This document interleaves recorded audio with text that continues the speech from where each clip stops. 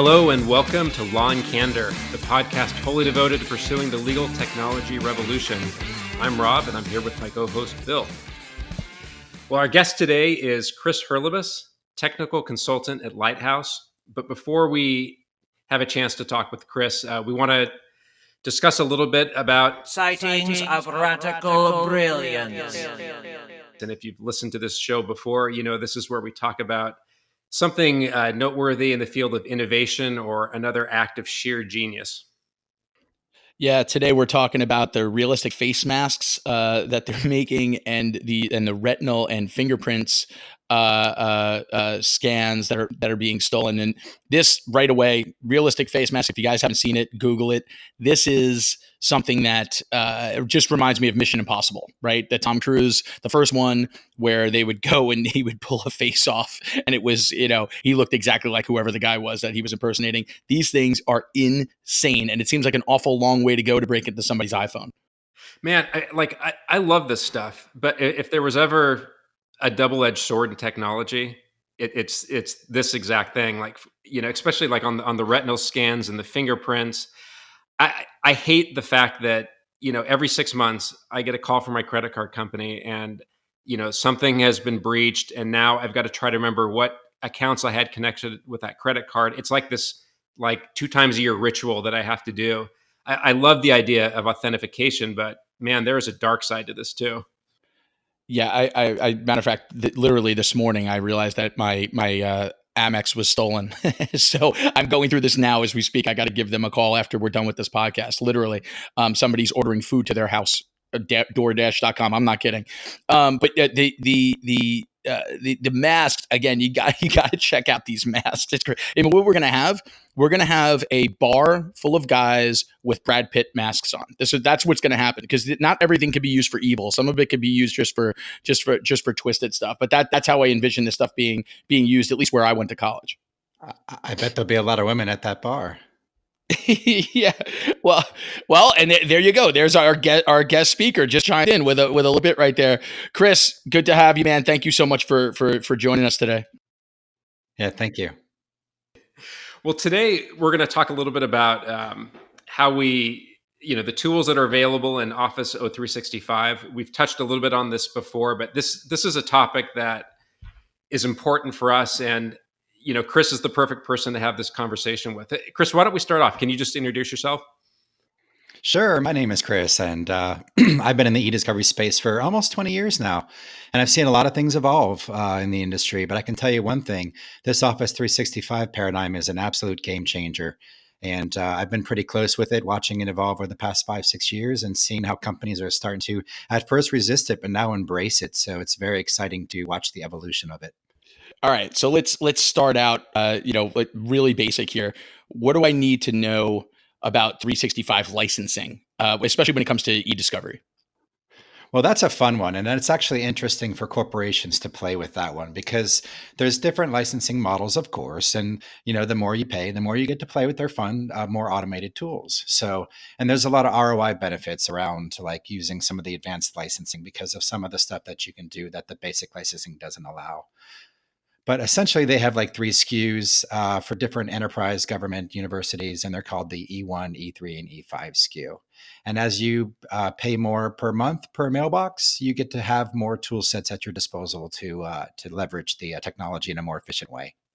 And speaking of the technology, Chris, I know that there's a lot of different levels of what you can do, but starting kind of maybe at the basic level, like what are some of the tools that are available to people? Yeah, so let's take eDiscovery, for example.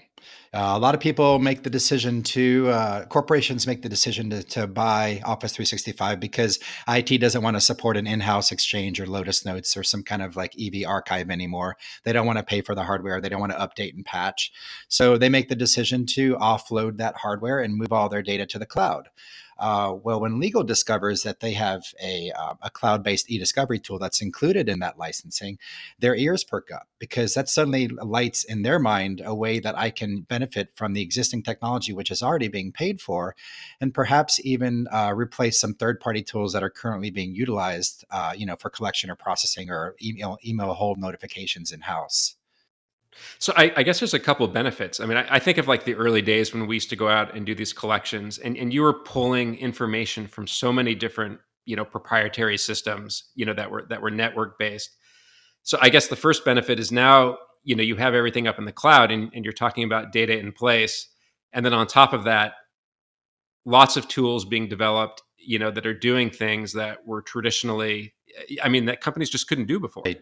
Right. Well, there's two flavors of their eDiscovery, depending on what licensing that you go with. They have a very simple tool, which is basically your ability to create a case, put mailboxes or SharePoint sites on hold, search against that data real time in place, and then export out to PST or native format, which is how a lot of companies get started with this product suite.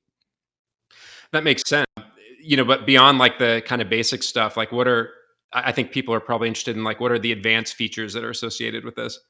Yeah, and that's where it gets really exciting, Rob. So when you upgrade to an E5 or an advanced compliance license at Microsoft, you get this added benefit of being able to use their advanced discovery tool, which allows you to perform many of your core e-discovery tasks in-house. Like people save a lot of time by processing their own data and running OCR against non-searchable images like PDFs, and maybe even performing some high-level calling, like running some search terms or filtering out domains that are not relevant.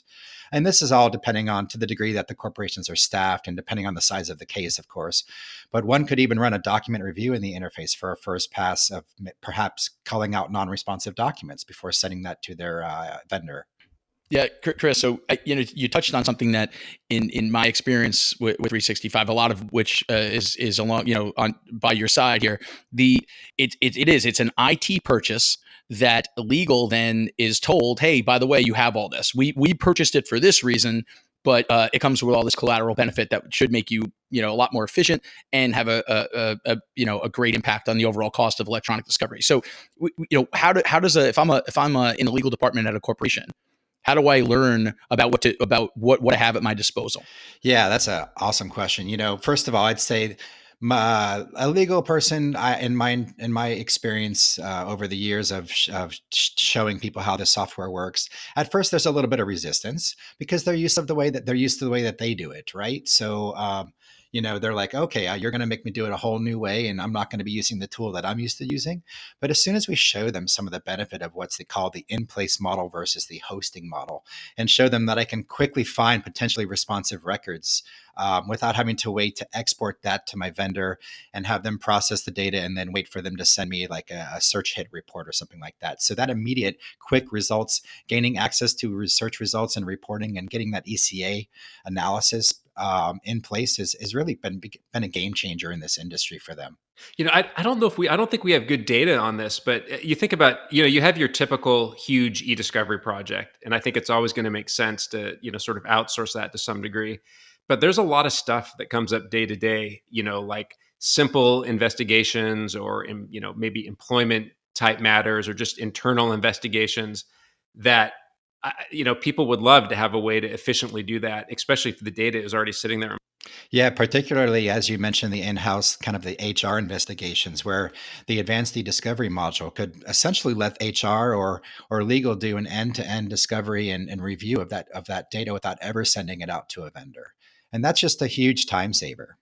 Yeah, and you mentioned that legal is resistant. I tell you, the person who will be least resistant in legal will be the person in charge of budget, because, like you said, you can replace tools, and we've seen this, right, where you can replace tools that you're currently paying for because now all of a sudden you can use legal hold that just comes with your license. You can get rid of your in-house version of whatever searching or collection tool that you have and culling tools that you might have, and use Microsoft's features because it's culling data in place. It's pretty amazing. Talk to me though about when you're doing stuff like that. One of the best ways to measure how efficient you can be with 365 is through reporting. Can you talk a little bit about the reporting that comes with a 365 license?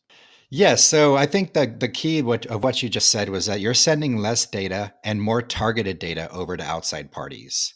because you're able to run and quickly find potentially responsive records. You're able to some degree, depending on how you're staffed, do some initial culling or first pass review. And then you can see that kind of reporting experience, both visually through the use of pie charts and graphs, and also downloading into Excel and seeing it in a textual kind of format as well. And I think in-house counsel really appreciates that, or the paralegals that work for them, because they can get a better idea of what that overall cost would be for that larger case. Yeah, it's kind of interesting, Chris. Like I agree with you that this truly is a revolution that's happening, but I don't think everybody knows about it. Like, Bill mentioned before, like, yeah, IT makes the decision. I think in-house legal is kind of coming on board at this point, but I think especially for outside counsel, there's really not a lot of knowledge of this shift going on. What do you think is going to happen that's going to, finally get that out there? Well, for one, I think vendors are starting to adopt, and outside counsel is starting to adopt to this new trend. They're seeing that Office 365 data is appearing. Their clients are moving towards that. I mean, heck, 80% of the Fortune 1000 are actually on Office 365 today. So it's inevitable that law firms and eDiscovery vendors are going to start seeing this data. So we're starting to see a trend where corporations are starting to allow vendors inside their Office 365 to run searches and pull the data directly to their FTP center. And this greatly eliminates that bottleneck of export, download locally, upload to FTP, and wait, that traditional kind of method of how we work with our clients. So we're seeing more and more of that type of trend, and it's obviously all about time saving and cost saving. And there are many, many more enhancements coming soon at the end of this year when they release their second version of this wonderful product. Yeah, it just sounds like Microsoft is really serious about this. Are they making other things to enhance this technology? So far, it appears as if they're in development mode. They're putting about $1 billion a year into this product suite, and not just the eDiscovery, but the cyber and the governance, records retention. And the big push right now is the use of AI. So AI for records classification, AI for predictive coding, AI for all kinds of other parts of their product. So you're starting to see all those Microsoft AI commercials on the TV now. And so that is really where they're putting a lot of their investment in, helping you as an in-house attorney or records keeper train what that document looks like and let it go find more just like it. And that to me is just fascinating. In place records and AI management is absolute game changer. Yeah, I think this is fascinating too. Chris, thank you so much for coming on. Like, this has been awesome. I guess I was going to quickly recap, I'd say, understanding the licensing structure is going to be important because that sort of ties, what access to, which tools you're going to have. A lot of ability to do simple things, but there's also a lot of excitement around these advanced eDiscovery features. I don't know, Bill, what do you think are some other takeaways? Yeah. So for me, the top takeaways, Rob, are, there are 3 SKUs, the E1, the E3, the E5, and it's usually an IT purchase. And, then legal gets the collateral benefit of everything that comes with that purchase. And it's a technology that will inevitably give them efficiencies, lead to cost mitigation, and have a tremendous effect on the amount of data that you end up sending out from behind your firewall. And I mean, that is the top takeaway I get from this, in addition to the fact that the 3 of us are going to now leave and go buy Brad Pitt masks and go hang out in a bar together. So that's really where I see the takeaways from this podcast. So anyway, thank you guys all for joining. I appreciate it. Tune in next time for the next episode, which is Moving to the Cloud Part 1, A Corporate Journey. Thanks, everybody.